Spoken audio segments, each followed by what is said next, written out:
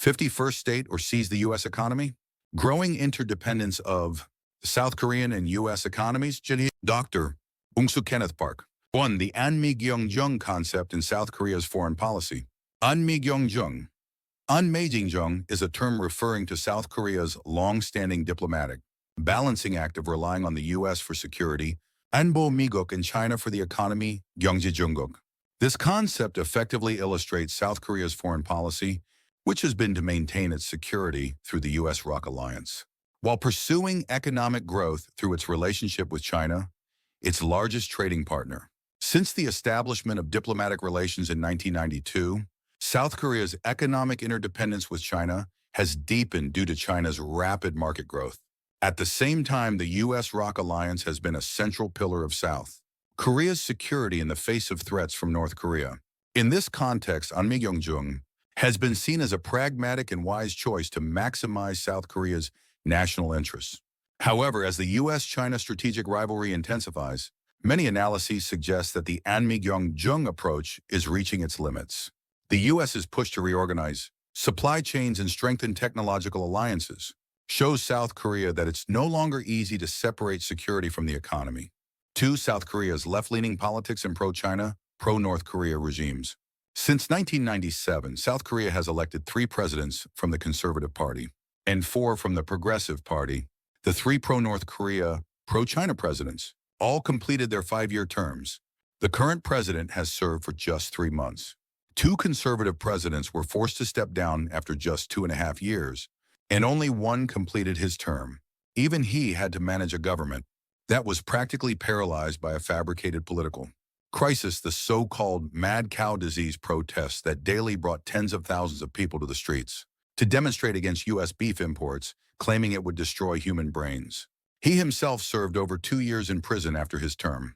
Behind this biased political landscape are the radical leftist Korean Confederation of Trade Unions, KCTU, its subordinate journalists union, and the Korean Teachers and Educational Workers Union, KTU. This is an inevitable historical byproduct of South Korea's rapid economic growth. The 26 years of military rule by the authoritarian governments that made this growth possible also lent a moral authority to these resistant left-leaning forces. However, in a country that was reduced to rubble by the invasion of international communists and achieved unprecedented prosperity through a free market economic system, the influence of these leftist forces has never been able to escape the confines of a minority reactionary group. 3. The core of the U.S.'s foreign and economic strategy toward South Korea. The U.S.'s foreign strategy operates under the broad framework of curbing China's rise. Specifically, its goal is to strengthen alliances through the Indo-Pacific strategy and realign advanced technology supply chains around its allies. In this context, South Korea is a crucial partner for the U.S. for the following reasons. South Korea is in a highly strategic location, bordering China, North Korea, and Russia. Therefore, it is considered a key player that must perform a central role in the U.S.'s pressure policies against China and North Korea. South Korea possesses world-class production technologies in shipbuilding, nuclear power, and semiconductors. While U.S. technology excels in design, South Korea has the best production technology for each of these industries. This technological capability has become an essential element for U.S. economic security and military strength. South Korea is a global shipbuilding powerhouse with high competitiveness, particularly in high-value added vessels like LNG carriers and warships. The U.S.'s shipbuilding industry is in decline, making it difficult to construct and maintain warships. In this highly skilled, labor-intensive industry, South Korea has automated its shipbuilding processes with robots and developed a unique technology of assembling ships from prefabricated blocks on land to minimize dockyard occupation time, maximizing capital and time productivity. South Korea is recognized as a world leader in nuclear power, plant construction, and operation technology, having proven its competitiveness with models like the Korean-designed APR-1400 reactor and Summer Small Modular Reactor.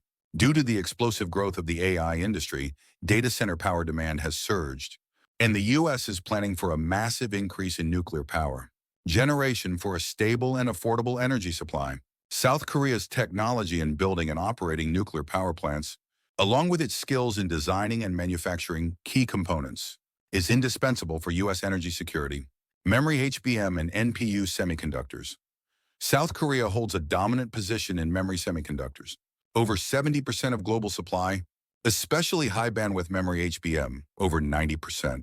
It is also leading in investments in non-memory fields like neural processing units, NPUs. Furthermore, it has developed production capabilities across the entire semiconductor process from design, fabless and foundry contract manufacturing to packaging, post-processing, creating a self-sufficient structure, all-solid-state battery technology. All-solid-state batteries are a highly anticipated next-generation technology.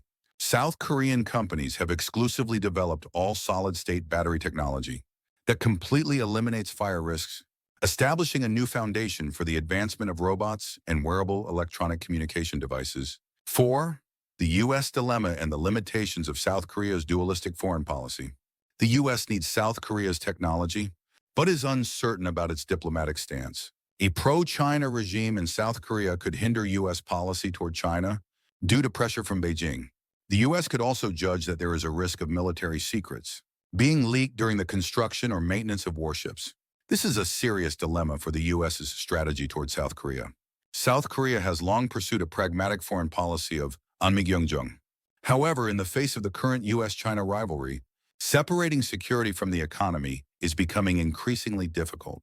The U.S. is pressuring its allies to pick a side. 5. The concern of becoming the 51st state of the U.S. A new perspective is clashing with the concern that the South Korean economy is becoming the 51st state of the U.S. versus the view that South Korean companies are, in fact, taking over the U.S. economy. Experts attribute the exodus of South Korean manufacturing overseas to high corporate taxes and a rigid labor market, particularly the influence of powerful labor unions. Research shows that labor loss days due to frequent union strikes are significantly higher in South Korea compared to the U.S. or Japan.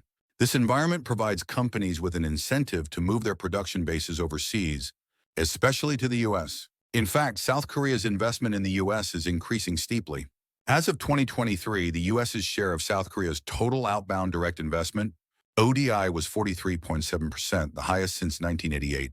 Major South Korean conglomerates like Samsung, LG, SK, and Hyundai Motor are building large-scale battery, semiconductor, and electric vehicle plants in the U.S., with a total investment of approximately $150 billion, about 208 trillion KRW. Some reports have even stated that for the first time in history, South Korea has become the largest foreign investor in the U.S. The investment of South Korean companies in the U.S. is not just being seen as a sign of manufacturing decline or subordination, but is also being interpreted through a new lens, the Koreanization of the U.S. supply chain. The U.S.'s Inflation Reduction Act, IRA, and CHIPS Act encourage domestic production, but since U.S. companies lack the advanced technology and production capacity that South Korean companies possess, investment from South Korean companies is essential.